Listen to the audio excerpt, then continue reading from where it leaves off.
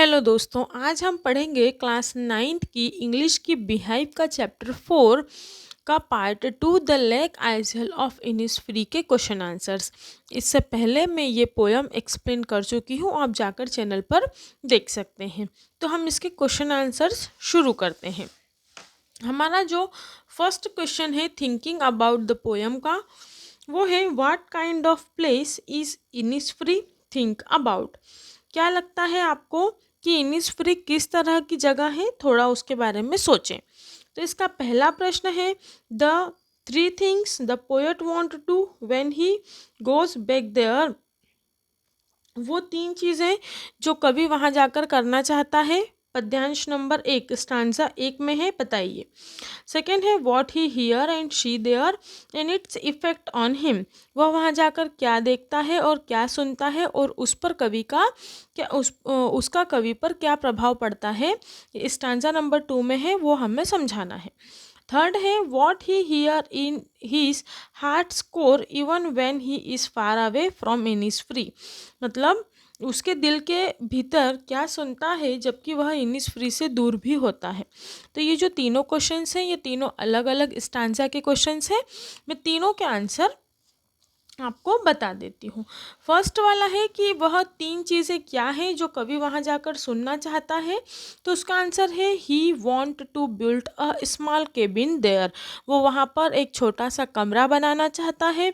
दूसरी चीज़ he want to live alone in the poem space. वह ओपन स्पेस, वह वहाँ जाकर अकेला खुली जगह में रहना चाहता है। He want to listen to the sound of the bees, और वह वहाँ जाकर मधुमक्खियों की आवाज़ सुनना चाहता है। ये हमारा जो फर्स्ट क्वेश्चन था कि कवि वहाँ जाकर 3 चीज़ें क्या चाहता है, उसका ये आंसर है। सेकेंड जो हमारा क्वेश्चन था कि कवि क्या सुनता और देखता है और इसका कवि पर क्या असर पड़ता है, तो उसका आंसर है he feel a sense of peace which comes to him in the morning mist and stay with him till the night. He hear the sound of crickets and linnets which makes him very happy. कभी वह वहाँ पर शांति महसूस करता है। Piece मतलब शांति।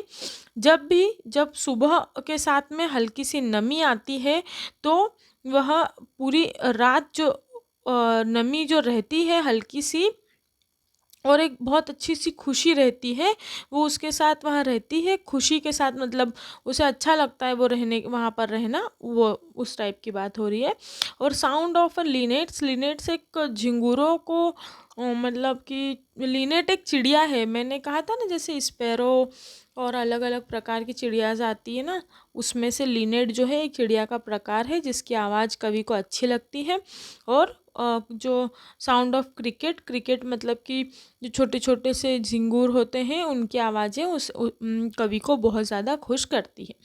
Third हमारा question था कि व्हाट ही हियर, वह अपने मन की आवाज़ से क्या सुनते हैं और उन्हें क्या सुनना अच्छा लगता है। तो इसका आंसर है थर्ड वाला, when he far away from Innisfree. जब वो इनिसफ्री से दूर भी होते हैं, he hear in his heart score, तब वह अपने दिल के अंदर की आवाज़ें सुनते हैं। The sound of the where water lapping, जो सुनते हैं कि किस तरह पानी जो है वो झरने से टकराता है। लैपिंग अगेंस्ट द शोर ऑफ द लेक, और किस तरह झरने के लेक मतलब कि तालाब के किनारे, झील के किनारे जो है पानी के टकराने की आवाज़ आ रही है, वह ये कवि सुनता है। सेकंड नंबर का क्वेश्चन है by now you may have concluded that Innisfree is a simple natural place full of beauty and peace. How does the poet constant in with there he now stand.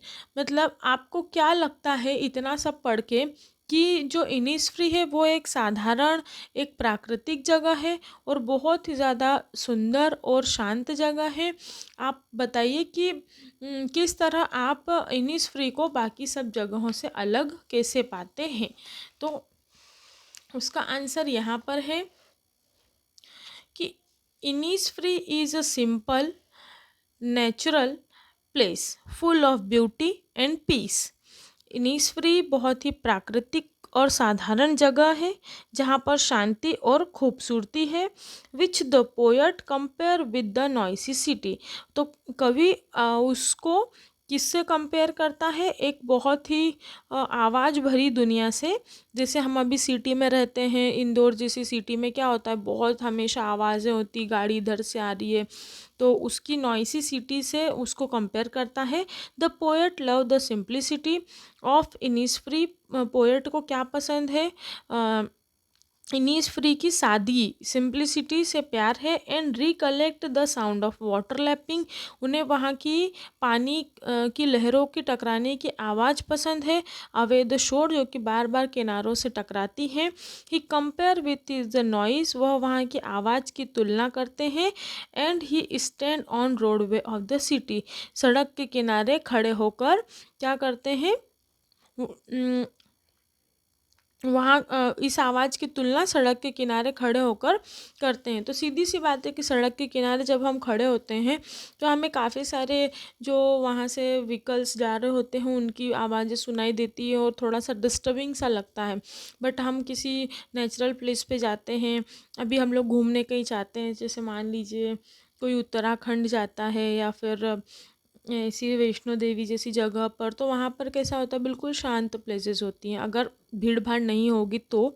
Otherwise अगर भीड़ भाड़ है तो फिर मतलब आप कहीं भी चले जाओ, अगर वहाँ पर भीड़ भाड़ है तो फिर साउंड तो होगा ही। थर्ड क्वेश्चन है, do you think Innisfree is only a place. क्या आपको लगता है कि इनिसफ्री एकमात्र ऐसी जगह है और स्टेट ऑफ अ माइंड। आपके क्या आपके दिमाग में एक काल्पनिक ख्याल है। Does the poet actually means the place of his boyhood days. क्या कवि सच में अपने बचपन के दिनों को याद करते हैं। तो आंसर है, Innisfree is actually a place where the poet spend his childhood. हाँ, इनिसफ्री एक जगह है जहाँ पर, सच में एक जगह है जहाँ पर कवि ने अपना बचपन बिताया है। It could also be a symbol of peace for the poet. और यह क्या हो सकता है, सिंबल ऑफ पीस मतलब प्रतीक हो सकता है शांति का। It could represent his state of mind, जिससे कि कवि अपनी काल्पनिक ख्यालों को भी दर्शा रहा है। Yes, the poet is tried to noisy city life and misses the peace of Innisfree. कवि शहर के जो शोर शराबा है उससे बहुत ज़्यादा थक चुका है और वह इनिसफ्री की शांति को बहुत ज़्यादा याद कर रहा है। To him Innisfree is ideal place. Innisfree उसके लिए एक आदर्श जगह है। Where peace drop slowly from morning till night, जहाँ पर शांति धीरे धीरे सुबह से रात तक रहती है। बाकी सिटियों में क्या होता है कि सुबह सुबह तो थोड़ा ठीक रहता है, बट जैसे ही फिर लोग ऑफिस जाते हैं, बच्चे स्कूल जाते हैं, तो फिर नॉइसी हो जाता है पूरा एटमॉस्फेयर। क्वेश्चन नंबर 2 है, look at the word the poet uses to describe what he see and hear at Innisfree. ये इन्हें पढ़िए, जो नीचे 3 लाइनें दी हुई है, इसे किन शब्दों द्वारा वर्णन कवि ने किया है वो हमें बताना है। बी लाउड ग्लेड, मतलब कि मधुमक्खियों की आवाज़। Evening full of Lynette swing, शाम जो होती है वो झिंगुरों की आवाज़ों से होती है। Lake water lapping with low sound, जो लेक का पानी है वो बार बार आवाज़ करता है।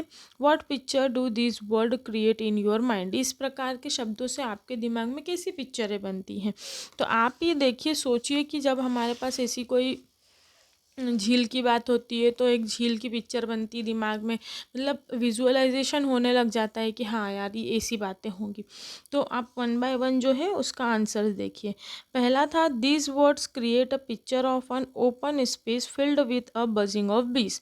जो पहला वाला शब्द था, क्या था पहला वाला शब्द, बी लाउड ग्लेड वाला क्वेश्चन जो अभी हमने पीछे देखा, उसका आंसर है ये जो मैंने अभी आपको पढ़ के सुनाया। इसका हिंदी अनुवाद है, ये शब्द एक खुली जगह जो कि मधुमक्खियों की भिनभिनाहट से भरी हुई है ऐसे दृश्य बनाते हैं। आप ही देख लीजिए कि एक बहुत, अगर ऐसा शब्द है तो आपके दिमाग में क्या बन रहा होगा कि बहुत एक अच्छी सी खुली जगह है जहाँ पर पेड़ वेड़ हैं और उस पर मधुमक्खियाँ भिनभिना रही हैं, क्योंकि बंद कमरे में और वगैरह तो मधुमक्खियाँ फिर रह नहीं पाती हैं।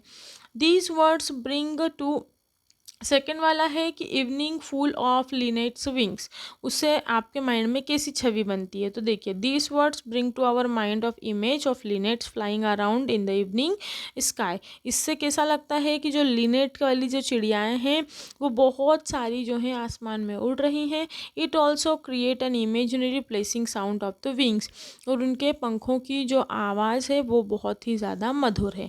ऐसे हमारे मन में छवि बनती है जब हम इसके बारे में सोचते हैं। थर्ड वाला जो क्वेश्चन है वो है lake water lapping with low sound, मतलब जब बार बार पानी वो उससे किनारों से टकराता है तो फिर कैसा लगता है, ये हमें बताना है, कैसा हम उसको सपोज कर पा रहे हैं। तो आंसर है these words create an ideal picture in our mind of low sound of water of the lake as they gently lap against the shore. ये हमारे दिमाग में एक झील के पानी की धीमी आवाज़ जो कि किनारे से टकराने पर आती है की छवि बनाते हैं। अच्छा, अब इसकी जो छवि है, मतलब की जो सोच है, जो विजुअलाइजेशन है, ये सभी के लिए अलग अलग हो सकती है। हो सकता है कोई कहीं अच्छी जगह घूमने गया हो तो उसे ये सब सुन सुन के वो याद आता हो सकता है कहीं आप पास में ही गए हो, वहाँ पर भी बहुत अच्छी झील हो तो आपको वो याद आ रहा होगा। हर एक का विजुअलाइजेशन अलग होता है, ये तो आप समझ सकते हैं। इसके बाद आप देखिए क्वेश्चन नंबर 2 है लुक एट दिस वर्ड। नीचे कुछ शब्द दिए हुए हैं, इन शब्दों का हमको क्या करना है कि इन शब्दों को पढ़कर इनका जो महत्व है वो हमें बताना है। इन शब्दों में आपके लिए क्या महत्व है, आपके अनुसार जो ये है कम्स ड्रॉपिंग शोर, इसका क्या मतलब है। फिर और दिया है from the veils of the morning, ये क्या है। फिर to where the cricket sings, इसका क्या मतलब है। इन सभी का मतलब हमें बताना है उत्तर में। तो आप देखिए इसका आंसर क्या है। These lines peace comes dropping slow, जो पहली वाली लाइन थी, from the nails of morning means in the a tranquil place like in Innisfree. ये जो जगह है, जो peace comes dropping slow from the nails of the morning, इसका मतलब क्या है। इसका मतलब ये है कि यह एक शांति प्रिय जगह, इनिसफ्री जैसी जगह को मतलब रिप्रेजेंट करने की कोशिश कर रहा है। Piece can be found naturally, जहाँ पर शांति जो है वो प्रकृति के रूप में, मतलब प्रकृति ही वहाँ पर इतनी शांत है कि मतलब हम बता ही नहीं सकते कि वाह यार एकदम दिल खुश हो जाता है ना कहीं पे जाके, बिल्कुल वैसा। इन द सराउंडिंग, आसपास एकदम शांति है। The morning veiled with mist bring a picture of calmness and peace of the mind of reader. क्या होता है फिर थोड़ी देर के बाद, जैसे सुबह होती है, बहुत अच्छी ठंडी ठंडी सुबह होती है, तो कविता पढ़ के हमको कैसा लगता है कि सुकून और शांति होगी बिल्कुल वहाँ पे।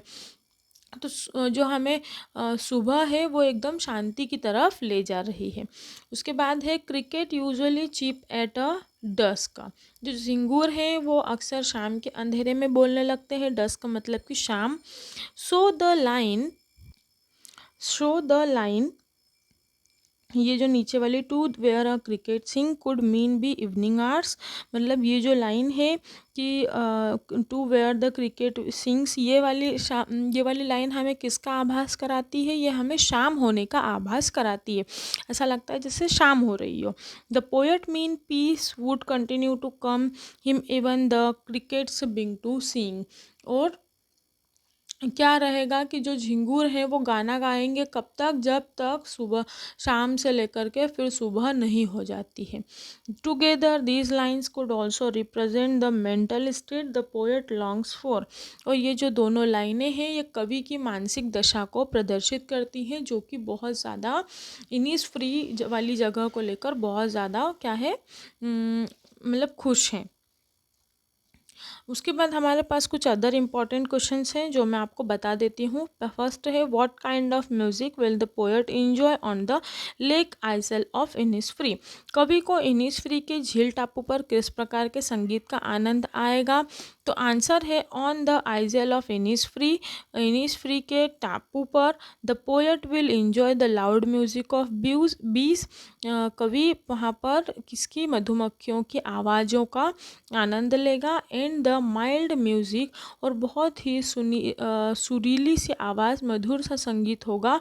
Of the wave striking against the शोर, जब जो लहरें हैं वो आकर किनारे से टकराएंगे। वेव मतलब कि लहरें, शोर मतलब कि किनारा, और स्ट्रिकिंग मतलब कि टकराना।